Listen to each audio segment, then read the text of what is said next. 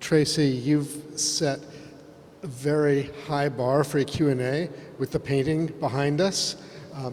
So I'm going to start with the truth, which is this is a really extraordinary show. Congratulations. Thank you. I want to actually start with another show you did back in 2007 when you were asked to represent Great Britain at the Venice Biennale. And you've spoken about that at one point where you said that, in effect, you could have chosen for that exhibition to kind of present greatest hits. But you decided to show new work that represented an aspect of your practice that people weren't so familiar with. And that received some criticism, but it was really for you important, and I got the sense almost liberating. It set you on a new path. So I want to come to this show. You're asked to do a show, different time in your life, 12 years later, different point in career, asked to do a show in Ibiza. What did you want to achieve? Well, first of all, if you go back to Venice in 2007, and if we talk about truth, if I could have had this show in Venice in 2007, I'd have been so happy. I'd have felt so good. But I couldn't have had this show in 2007 in Venice if I didn't do the show that I did in Venice in 2007. And when I was asked to represent my country, it came as quite a shock because I didn't think I was going to be chosen. And the sad thing is I only had about 8 months to get all the work together, and most people have a year and a half, but because of different reasons I only had 8 months by the time I was asked. And I knew that, as Jeremy said, I could have shown what everybody knows me for, the blankets, the sewing works or whatever, but it was at that time I decided that I really wanted to go back to painting and that I felt ready for it. And I knew that if I was to show all the blankets or like a kind of mini retrospective at Venice, it would probably drag me back in time by about 20 years. So I decided to go forward with the painting. And by doing that, I had to show work in flux, work which wasn't complete in many ways, but I had to do that to be honest, because I knew that if I didn't, my career would be completely over. Taking the criticism was one thing, and some of it was good criticism. I mean, it wasn't kind, but it was kind of quite honest, and I agreed with it. Some of the criticism was incredibly cruel and heartbreaking and not fair, and it was more about my personality and my persona than my work. But it didn't matter about the criticism, because the truth was I knew what I had to do to go forward. And so I must probably be one of the only artists that would ever use the British Pavilion as a stepping stone in my career, to be honest, which might seem wrong, but it is the absolute truth. So, and since then I really concentrate. I did a painting MA, and I stopped painting because I had an abortion. And I used to oil paint, and when I was pregnant I couldn't cope with the smell of the oil paint, and then after the abortion I felt too guilty to paint anymore, so I didn't paint for years. And then when I got Venice, I knew before Venice that I wanted to paint again. I felt ready for it. So yeah, this is what we're in now, 2019, so that's 12 years, yeah. And I've been painting more or less solidly since Venice.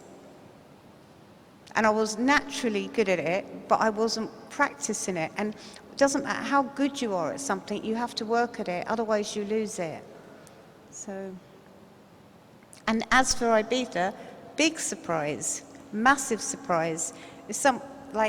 I never in a million years thought I'd even come here, let alone have a show here that was so serious, because I always had this idea that Ibiza was a party place, and so it wasn't my kind of, believe it or not, as much as I'm known for liking parties, it wouldn't be where I would think of coming or spending time or whatever.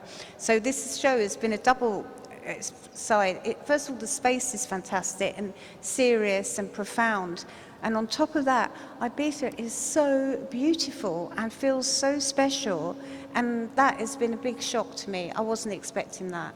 So I've gained two things from this. One, a show that I never expected, that I've surprised myself with, and then the other thing is coming to this beautiful island. It's mind-blowingly incredible. Everyone says that it feels special, but I didn't expect it to really feel special, and it does. So I've gained two wonderful things from doing this show. It's good.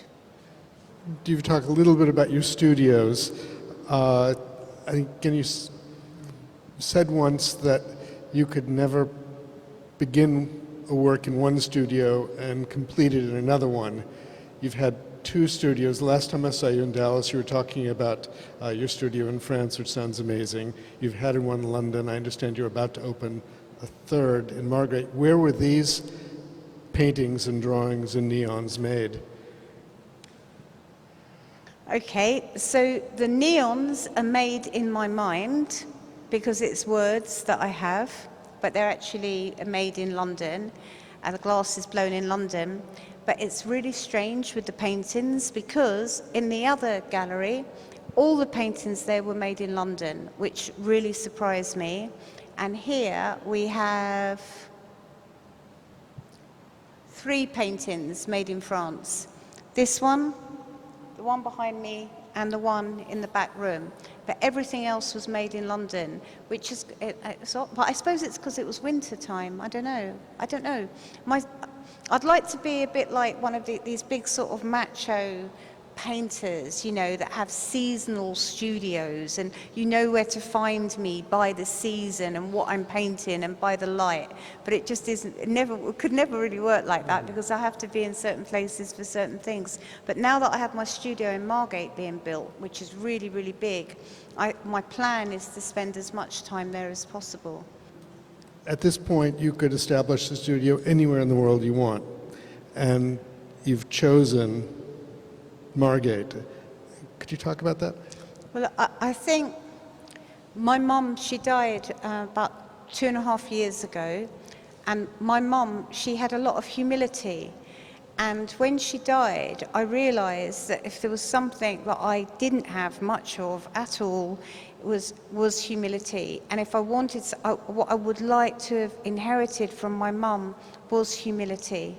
And when she was actually literally dying, I realized that there would be no reason for me to go back to this town, this place where I grew up, that I knew, that had all these evocative memories. And I realized that I wasn't willing to let go of Margate. I wasn't willing ever. I'm never willing to let go of my past because it's a constant source of my material and how I think.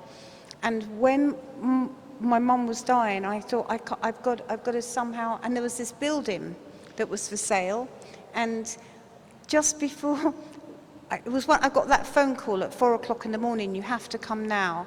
And I drove down the motorway, and instead of just going straight to the hospital, I drove around this building, and I thought, God, as I drive around this building, she could be dying right now, and I'm driving around this building.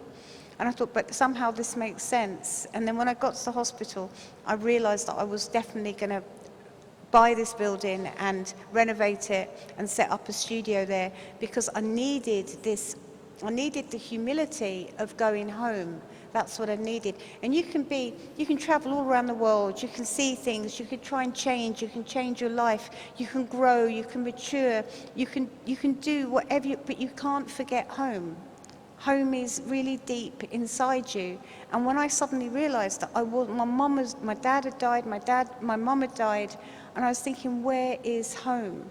And I realized that I had to get home to make myself whole, if that makes sense. And now this idea of going home makes me feel so much happier, makes me feel so much calmer, and more than that, it makes me feel really focused about my work and what I have to do. It's like as if it's a big arrow saying to me, you are going here and you're going to work and you're going to be I'm going to be really focused. And that is what home does for you. When you're at home, it doesn't feel like anywhere else in the world. And that's what I'm creating for myself, a real home. And in that home, I will make the best work I have ever made, because that's all I want to do for the rest of my life, with nothing else, with no distractions. Early in your career, I think your reputation was sort of first established as someone who's sort of linked to more conceptual practice. Looking at your recent work, looking at the work in this show, I think that it's almost, there's an engagement with the old masters. It seems almost the traditional practices of painting on canvas, of the working with bronze and sculpture, it's almost you've ripped those into the present day, into something that is absolutely vivid and present. So I'm curious about your engagement with historical work. You're about to do a show at the Musée d'Orsay. You've been looking at Rodin, I understand. But I've been looking at Rodin all my life. My favorite artists from when I was very young are Egon Schiele and Edvard Munch. But in the 90s, when I left the Royal College of Art in 1989, I did large figurative oil paintings, and there was no way, as an artist in 1989, or 1990, you were gonna get a show doing large figurative oil paintings. So I actually stopped making art, and I like writing, so I just wrote all the time. And then, and through my writing, in a strange way, that's how I got to meet people. That's how I got to meet Jay Joplin, and that's how I got my first exhibition at White Cube, through my writing, not through my work. No one saw my drawing, no one saw my painting. People didn't even know that I could paint and draw. And that's what I'm saying. And so when I started doing the sewing works, it was almost like, well, there's no room for painting anymore. There's no room for this sort of hardcore sincerity that's within me. And so I'll just write about it. So it might have appeared to be conceptual, but it wasn't conceptual. What I wrote was really like heartfelt, very expressionistic, and very figurative. It wasn't like I wasn't trying to be, how can I say, I didn't go around quoting Derrida and Kant. I was reading Daphne du Maurier and, Ernest Hemingway and Dostoevsky. The people that I read were really figurative authors. That's how I thought and that's how I worked, except I didn't. In fact, I drew. I never stopped drawing. And in 1990, I actually destroyed all my oil paintings. I threw them in a skip. When I was at the Royal College of Art, I smashed all my paintings up with a sledgehammer because they were on wood. And at different times in my life, I've destroyed all my paintings. And I know why I did, because they weren't the paintings that I was supposed to be making. These are the paintings I'm supposed to be making. This is the work I'm supposed to be doing. And all the work that I've done before that has led to this work. For some of these paintings, though, it also seems as if you create the image and destroy the image. Oftentimes the heads are painted over. Is that just a necessary part of your process? If I'm lucky, the first lines I do are the correct lines. So like the painting at the back, which is just really linear, it's just like a big drawing, essentially. That's what it is, a big drawing on canvas. That's how I start my painting. When I started that, I just thought, oh God, I really like it, I really like it, I really like it. Of course I'm going to paint over it or paint more into it, but the more I looked at it, the more I liked it. And I thought, I'm just going to keep this. I'm going to have the courage to keep this because it looks so sexy to me. It looks so much of the insane desire, like wanting, fucking, needing, like moving, grind, like I'm here, that kind of thing. And I thought, I've got it in a few lines. And also the color isn't like a hard red or a sexy color. It's this sort of muted violet, kind of almost stain, like a sort of bloody stain, but it's prettier or whatever. And I thought, this is saying for me about the desire. This is enough for me on this level. I'm going to keep it. I'm not going to paint over it. And then you've got a painting like this one. This underneath that, that's 2007. And it was a painting that I actually showed at, I had a show at Gagosian in LA, and that underneath that is the last painting I had left from that show. And I painted over it, I did another painting, then another painting, and then I did this painting. So there's like 3 paintings underneath that. This one has got a full-blown, like highly charged, lovely, beautiful figure underneath it, gone. Because I can make, there's a kind of Tracey painting of this figure with the leg up, the reclining nude, and that is more like a kind of cave woman drawing that I do, a cave woman painting. Sometimes I keep the cave woman because it's necessary, and sometimes it isn't necessary. And in this case, she wasn't necessary. I got rid of her, and then painted these words. So, and then this one is really linear. It's really, you know, it's like a pure drawing with the words. It's got all the canvas. But the reason why I really love this one is because of the energy behind it. The energy behind it says what I want it to say. And it has this spontaneity to it. And the canvas underneath works not like a background, but actually like a color. It actually, it's I like it. I like the stains in it and the simplicity behind it.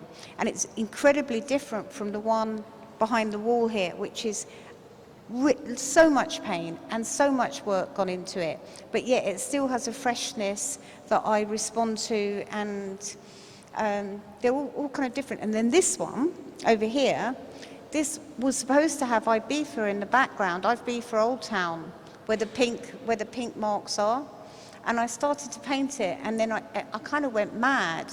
And then within that madness, I thought it was really about the desire and the wanting. It's like, that kind of feeling. You don't know how much I want you, you don't know how much I want you. And it, like the vibrations and the frustration of it. So it was good, it could work, it could live here, it could rest here. And it's about getting a different emotional quality in the most simplest way possible. And the person it has to be for is me. So I can make a very successful, let's use the word sellable painting, and I won't like it, I will paint over it, because that's not what it's about. It has to inform me of something I didn't already know. That's fantastic. I wish we could go into the other gallery and you could go around that room too. You said a few moments ago that, you know, people might think of you for partying, for stories, but I honestly don't know of another artist anywhere who works harder than you, more consistently. I mean, you not only make paintings, drawings, you write constantly, you make films, neons, sculpture. You're doing what I think was a monumental bronze for Oslo. Anyway, what is driving that? I mean, it's remarkable. I have never done anything else in my life but art. I've never done any other job. I've never been paid for doing anything else. Cloakroom attendant at a nightclub when I was a student, you know.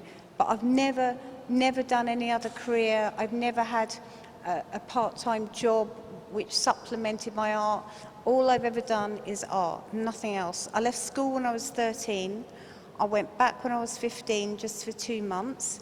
And then I finally got into do a degree to art school when I was 20, which is really late, you know. But I did it all on my own, and I've never done anything else but art. And people who know me really well, when I'm not working, I start getting really low and strange and mentally low, and I don't feel good because I don't know who I am. I have no memory. Without the art, I have no reason to exist. I have no lover, I have no husband, I have no wife, I have no children, I have no mother, I have no father.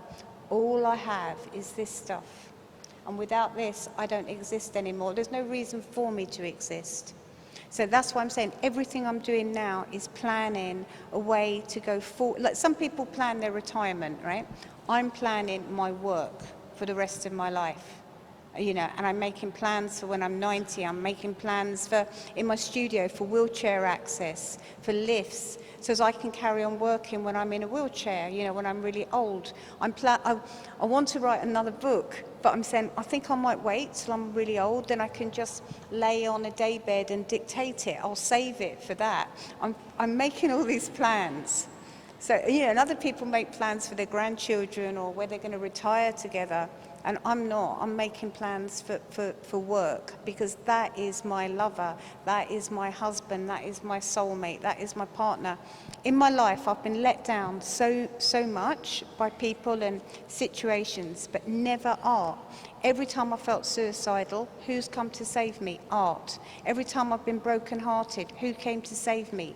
Art. Every time I had a miscarriage or an abortion or something, who came to save me? Art. Every time I've been sick and ill in hospital, who came to save me? Art. Every single time. Art has been there for me, not like a safety net, but like the most amazing, wonderful feeling in the whole world. And I say, when I do a painting that works and it's like a magic thing and it's just happened, it is better than the best sex that I've ever had in my life. It's better than the best emotion. I can't think of anything that makes me feel better than that. And it's taken me until I'm nearly 56 to work that out. So now I'm suffering with this kind of really deep regret that I didn't work at it more when I was younger. I worked really hard when I was a student. I've always worked hard, but working hard at not the right thing is not working hard as far as I'm concerned. It's a mistake.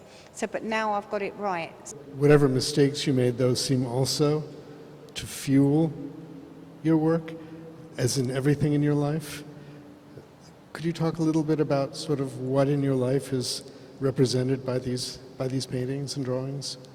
What in my life is represented by these paintings or paintings in? These paintings, this show. Well, unrequited love is definitely like to have. An insane desire for you means so many different things, and it's like the two neons being different colours in each window. It's interesting because an insane desire for you sounds kind of like almost stalkerish. It does sound insane. And then an insane desire for you also sounds like poetic and understanding that you'll never be with that person. And so I like the words, I like the play on words, especially with my neons. And these paintings for me are quite an achievement, actually. I really like this show because I just had a really big show at White Cube in London where I showed over 30 paintings and a lot of work. And I haven't done a show in London for over 5 years. And so I was thinking, am I capable of being able to actually do this show now? Am I empty? What's in there? What have I got left? But wow, I really did have a lot left. And I was pleased that I could, almost like magic, conjure it out of me, that I still had a lot more. And I suppose it's a bit like, it's funny, it's a bit like sex. Because like sometimes you think, I don't think I ever want to have sex again. And oh, yes, you do. Do you know what I mean? There's always more. It's that kind of thing. And it surprises you. And I mean that not in a kind of sex way, but about the feeling of fecundity, of like soul, and about kind of like a volcanic feeling of things that are inside you. So I don't mean it as crudely like sex. I mean like the deepest part of your soul that needs to come out, that kind of thing.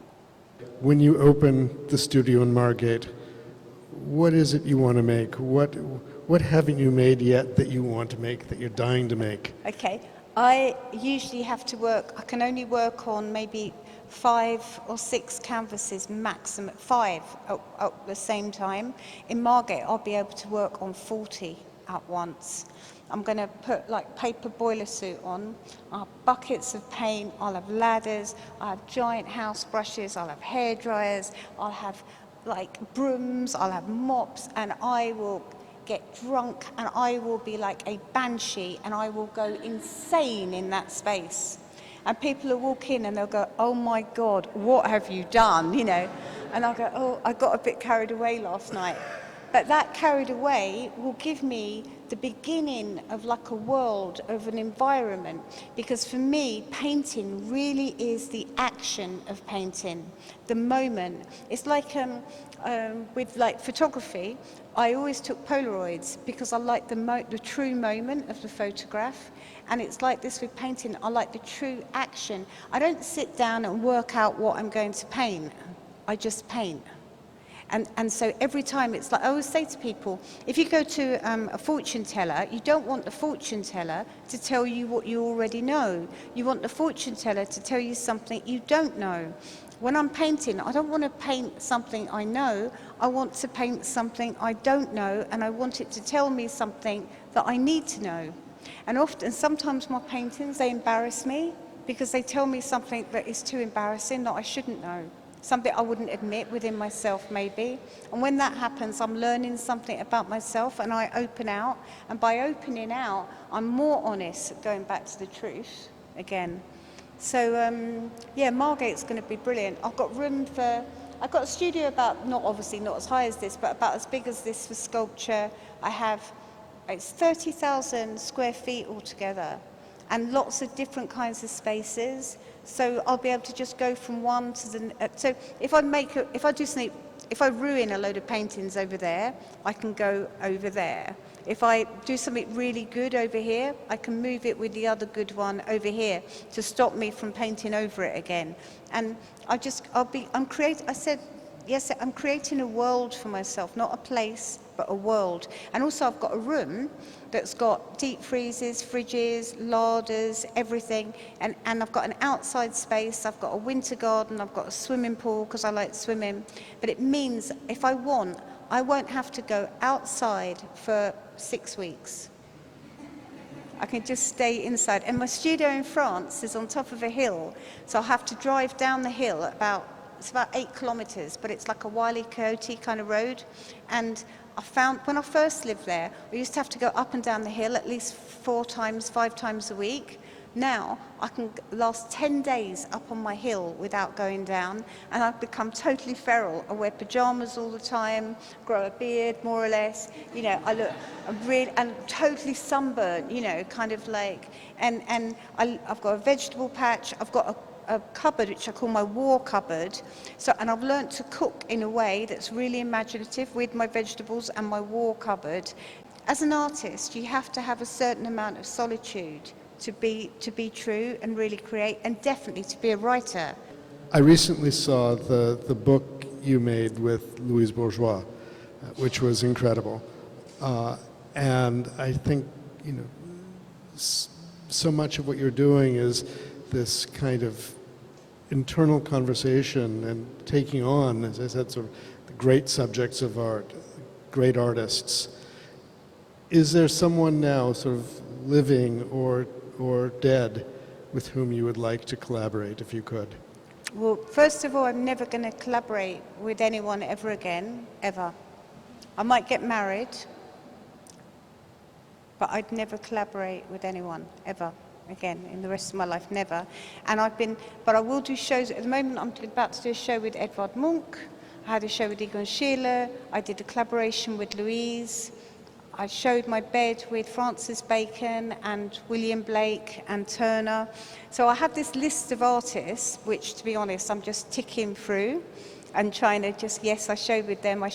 But also, as Harry, who works with me, Harry will tell you, we've also making a list of artists that I will not be shown with, even when I'm dead.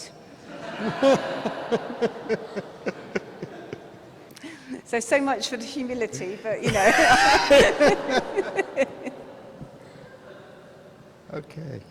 Well, perhaps does anyone in the audience have a question? When you make these paintings, and sometimes there's something about body, and sometimes there's language about sex, is it about human sex, or is it two humans having sex, or is it desire in general? So I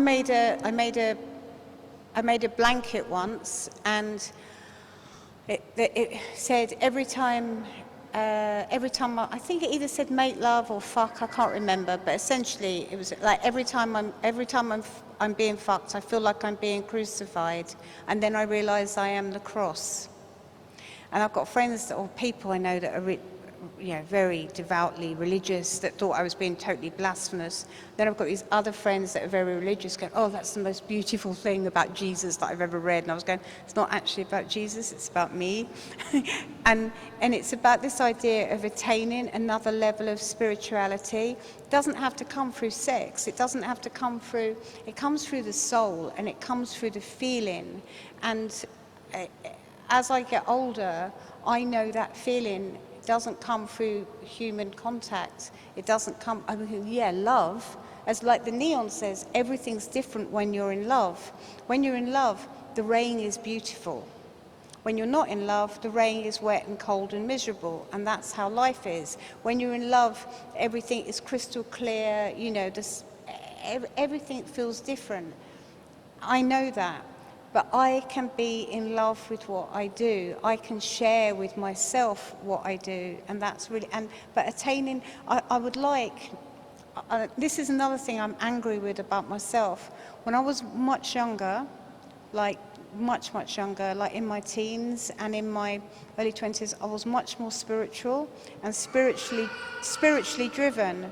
And then when I got older, I got tainted and got influenced by things and tainted and touched by things that I can't really explain it.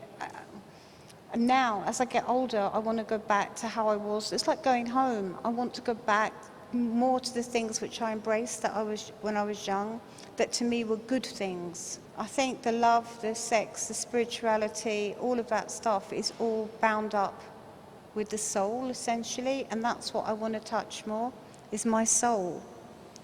My question is, your work is so personal, and to me it feels very vulnerable. How do you protect yourself emotionally while you're working, to me? How do you do it? So I make myself vulnerable by my work, and how do I protect myself? Well, I don't. And as I've got older, I've become more clever in how I do it. I try to put a shield up. But when I was younger, I think the worst rape of all is when you rape yourself. I raped myself, basically. I stripped myself back to absolutely nothing, and I suffered for that quite badly. In hindsight, it was a bit of a mistake, and I think, also think it really affected my career in lots of ways too. But well, it's like Jeremy said, everything kind of goes full circle and makes sense. All those mistakes that I made have led to me to where I am now, knowing what I know. But the vulnerability thing, I think probably, going back to it probably helps me make the work because it makes it honest. I don't make work about being vulnerable. I am vulnerable and I make work. It's that way round. And it helps me stop from being vulnerable. So it's it feeds itself in a way. But I don't go around trying to have bad experiences to make art out of them. And it makes me really, last person, a journalist that said that to me, honestly, I was 2 seconds away from really punching them, to just show how unvulnerable I am, But I will just say that it seems to me that sort of openness represents a kind of generosity, and that's one reason. The fact that you've exposed yourself in that way so directly and so forcefully is why you're a hero to so many people, why your work has struck such a chord. Last show I had, 80,000 people went. And someone said to me, why do you care about that? I mean, it's kind of boastful, or why do you tell people that? And I said, because it's incredible. It's incredible. 80,000 people went to my show, and I'd probably say about 60% of them were under the age of 25. And a lot of them were kids who are doing their school exams and things like that. I wish there'd been an artist like me, for me, when I was their age, because I know it would have helped me and helped me. It would have given me a massive shortcut on a lot of things. So in a way, it's not just about art, it's about a way of living and a way of life. From a philosophical point of view, it's useful. I can be useful being an artist. And that obviously is going to make me feel better inside, like a better person. You've certainly been useful this afternoon, Tracey. Thank you very much. Thanks, Jeremy. Yeah.